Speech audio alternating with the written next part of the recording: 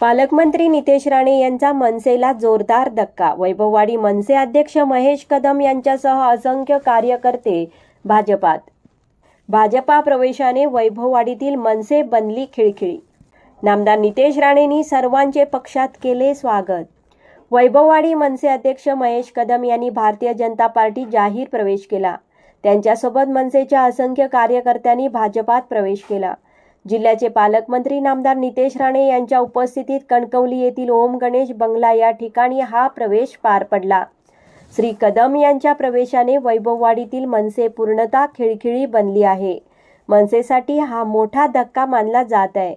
प्रवेश करणाऱ्यांमध्ये मनसे कार्यकर्ते संजय चव्हाण, गणेश गुरव, चंदन पाटणे, बबन डकरे, राजेंद्र गुरव, संतोष गुरव, बबन शिंगरे, सुरेश कदम, शांताराम कोलते, अशोक कदम, अरुणा कोलते, अवनी कदम, राजन कदम, अमोल कोलते, वनिता लाड, सुगंधा पवार, मनीषा मनवे व असंख्य कार्यकर्त्यांचा समावेश आहे.